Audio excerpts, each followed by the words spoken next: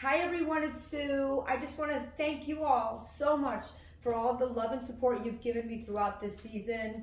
I also think it's so cool and I love that you're a fan and supporting Reality Art Pod.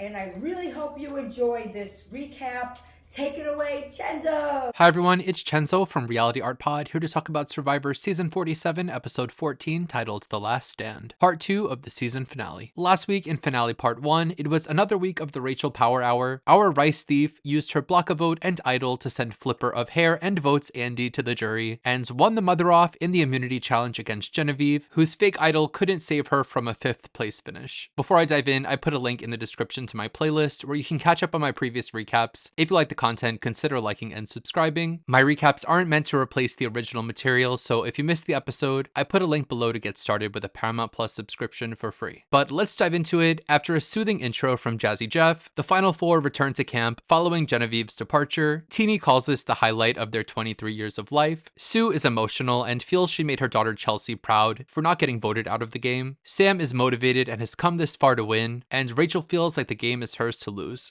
I feel like this immunity challenge coming up is the last stand. Oops, she said the thing for the last time this season. They head to their immunity challenge where Rachel's thing is back up for grabs. They need to crawl under a muddy net, use a pole to unweave a rope, which they'll use to release a gate. They'll then have to unscramble letters to solve a lock combination, release a machete, drop a ladder, and solve a hanging bat puzzle. There's a lot going on here. The first person to finish will earn a spot in the final three and the power to decide who else will go to final three and which two players will face off in a fire making challenge for the final spot. They get started going through the mud, just another morning getting ready for Sue. Sam gets to an early lead with Rachel close behind getting to their gate, and Rachel overtakes him. Moving on to the ladder tiles, followed by Sue, Teenie, and Sam falling behind to last here. The word is unlock. Sam gets it quickly, followed by Rachel, who seems to announce the word to the others. Sam gets a huge lead on the puzzle, but Rachel passes him. Sam even starts copying Rachel. I panic when Rachel has something wrong with her puzzle, but she doesn't, and Rachel wins immunity, tying the immunity record for women at 4. The final four get to camp and are met with their fire making practicing supplies. Rachel is proud of herself but still wants to make the right decision. Rachel tells Sam and Teenie that they'll be making fire. Rachel wants to take her only loyal ally Sue to the final three. Teenie half jokingly calls Sam arrogant to his face, but Teenie doesn't like Sam and never did, would love him gone. Rachel tutors Teenie at making fire and turns Teenie into a bona fide arsonist. At camp, Sue observes Sam practicing fire and says he sucks and looks like an idiot. Sam tells us that he's barely touched a flint one time in 29 days. He sees Teenie making fire and is terrified. He feels like he's gonna look stupid on TV for not knowing how and not practicing, but he reads a letter from his dad and says that the letter fires him up, so he gets fired up in the jungle, goes out there and learns how to do it. So they head to Tribal where the jury is visibly impressed by Rachel's immunity win. Jeff showers Rachel with praise. Sam encourages the jury to separate history being made from the qualifications of outwit, outplay, outlast, which impresses the jury. Rachel expresses that Sue is the only person who's been loyal to her, and because of that, she's bringing Sue to final three. Teenie owns the fire making challenge as an opportunity to go against Sam, acknowledging that they have a one-sided rivalry against Sam, just for being an athletic guy who probably got attention from girls growing up, and Teenie expresses some jealousy of Sam for living a life that they wish they would have lived, acknowledging that the things that Teenie doesn't like Sam for aren't his fault, which was a very honest explanation from Teenie, and you can't fault someone for being honest. Teenie and Sam get started with fire making, with Teenie getting a quick flame as Rachel coaches from the sidelines. It's funny when Teenie turns to Rachel asking, "What do I do?" and Rachel just says, "Keep going." Sam gets a little flame going as Teenie's dies down. It turns into a nail biter with the wind blowing both their flames around. The elements really decide to favor Sam as there was nothing Teenie could have done here. Sam's rope burns and he wins the fire making challenge. Teenie has a teary goodbye and basically says, "I would have won if I hadn't lost." So we say goodbye to Teenie here, who started off on Lavo and was a big part of the dysfunction over there, ratting out Rome for having a clue and sympathetically trying to save Asia and target Saul. They easily gave up their vote on a journey, which led to not being able to protect Keyshawn. The post-merge is largely focused on Teenie's relationship with Genevieve, where everyone, especially Genevieve, has been lying in Teenie's face the whole game. And first when Teenie's bag set on fire, but then again on Genevieve's boot. The show made it seem like Teenie was about to get this big triumphant redemption, but then just doesn't. Genevieve went home, but Teenie didn't even vote for her, so it just just doesn't feel like a satisfying story. While I do think this was bad game, I don't think Teeny's the worst player ever. There's potential there. At 23, I was also easily tricked. I'm also easily tricked now. I think it was a merciful release from the hands of fate to have the wind blow Teeny's fire and have Teeny avoid being a 0-vote finalist. I have a lot of respect for Teeny for sharing their story, as they're out there playing a game on TV, but also a really young person figuring things out for themselves and dealing with personal things that most people watching will never understand. So I'd love to see Teeny 2.0 in the future, but in like 10 years. The next day, the final three wake up on day 26, and it's Sue's 59th birthday. Sam has his first watermelon. He hates it. They reflect on the jury, and the jury reflect on them. The jurors look fly as hell. The jurors are looking for Sam to own his underdog story, Sue to own that she used her loyalty strategically, and Rachel to prove that she wasn't just handed advantages. So they head to Final Tribal, which is led by Gabe, who opens the floor asking how they think they'll be remembered. Rachel feels like she went from being left out to being a threat. Sam feels like he's scrappy and charming, and Sue shares that she's been lying about her age, and if she wins, she'll be the oldest woman to ever win the game. They all seem very shocked by her revelation, especially Sam. Rachel reveals that she was eavesdropping on conversations at night. Sam is rolling his eyes at Rachel and trying to correct her, but Teeny says that Sam is actually wrong, which isn't really a good look for Sam. Rachel and Sam continue to squabble, which doesn't seem to benefit either of them. When those two are done fighting, Sue says her biggest mistake was believing Andy and losing Caroline. Rachel says that she's proud that she tricked Sam into eulogizing her in front of the jury and then playing her idol. He says that he had to make her look like a threat to make himself get further. She says he's basically a fool to still take her to the end, and Sam and Rachel start squabbling back and forth again. Rachel humbly admits to not being able to manipulate people the way she thought she'd be able to, which Sam capitalizes on. They start bickering again, which is a net positive for Sam. Sam gets emotional, reflecting on being a kid watching Survivor, making himself proud, and Rachel wants to own her accomplishments back home with her husband. In closing arguments, Sue owns loyalty and eliminating her targets. Sam says he played the most creative game without relying on advantages, and Rachel sells her underdog to big dog story, controlling the advantages and dominating the game. They get to the votes with Gabe and Sierra seeming to be really torn, but in the end, by a vote of 7-1, Rachel is declared the winner, with the one vote for Sam coming from Kyle. I'll talk about the finalists and the winner at the end of the video, but first, they bring in the set for the reunion on location. They toast the new millionaire Rachel, who felt that Sam had a great final tribal and was really worried she would lose. Kyle toasts to Sam and says he voted for him because he changed his life. All of this makes Sam proud of himself. Jeff tells Sue that she's part of 1% of women in her generation who make it to the end of the game, which really is awesome and a surprising stat. Other highlights were Jeff praising Andy for his journey and his vocabulary and telling Teeny that he was really impressed with them. But let's talk about the final three, starting with Sue, who came into the game on Tuku Tribe, quickly formed a bond with Caroline, and then a trio with Gabe, but also rivalries with the rest of the Tukus, especially the men, saying that Kyle reminded her of men in her industry. The show never really delved into what qualities about Kyle really bothered Sue, so we were hyper aware of who she didn't like, but I don't think we had enough information to understand what was going on there. She found the red paint idol and was able to keep it a secret between she and her trusted ally Caroline. Throughout the game, she does get what she wants with her targets going home and Kyle, TK, Tiana, and ultimately she does get taken to the end and gets to reveal that she had been lying about her age, which did get to have some payoff where they did seem shocked and proud of her. She just didn't do enough in the game for them to really consider her over the other two options. I just want to say Sue was such a great sport about us and me commenting about her dirt makeup all season, and I'm appreciative that she sent me the video supporting my channel at the beginning. I asked her for a charity of her choice, so I'm gonna donate to Breakthrough 1DT for juvenile diabetes research in honor of her daughter Chelsea, and I'll include a link in the description to the cause for you to do the same. Sue, thank you for being a good sport this season. Keep rocking the dirt scara. And we lose Sam, who started the season with a strong premiere on Gata, being the swing vote that sent John home, and calling himself the glue guy, which really seemed to prop him up there. He and Sierra got a huge target on their backs by the rest of the cast, as everyone thought they were a showmance and running the tribe, and I think he really lucked out that they targeted Sierra instead of him, which gave him some room to fade into the background for a while, which is pretty much what Genevieve was trying to do. He was a bit more successful in it. He lays low, but never gives up a fighting spirit, happily participating in Operation Italy. Sam had a great finale here. I think he played this so well. Coming into this, I thought if Rachel won immunity that Sam had no shot, but by the end of the episode, I think he had a decent chance. He was given the razzle dazzle. It was just such a strong game from Rachel, but he played a respectable game and there's potential for him on a return or even on a show like The Challenge. And we celebrate our winner in Rachel, who started off on Gata and teamed up with Annika, who was her partner in crime, Puzzle Queens. I felt like Rachel didn't have the best premiere where all she really did was deny Andy support support, which ended up contributing to his meltdown, but he would end up trying to screw her over time and time again, so go off Rachel, queen of no support. If you want support, lean on a tree. She also felt close with Sierra, even though Sierra was double dealing against her, but at the merge, with a little help from Saul's safety without power, a convenient Fry idol, a block a vote, and 4 immunities, she really had the game in a chokehold in a way that didn't even need strategy, and they referred to her as modern day Mike Holloway, which made her cringe, but I think is very accurate. I would still say that D is the most dominant winner of the new era from a strategic control standpoint, but I still think Rachel is a very good winner, and I don't even really think we were able to see her best gameplay. I would love to see her play again. But that's all I have to say about this episode and this season. This has been my 3rd season covering Survivor and the funnest one so far. I want to keep Survivor Wednesday going, so I'm bringing back my Survivor Borneo retrospective. So the next few Wednesdays, that'll happen. I'll still be covering the Challenge 40, and I'll be doing the Traitors Season 3, the Challenge All-Stars 5, and Survivor 48 in the spring. Subscribe so you don't miss it. Until next time, happy holidays. Bye.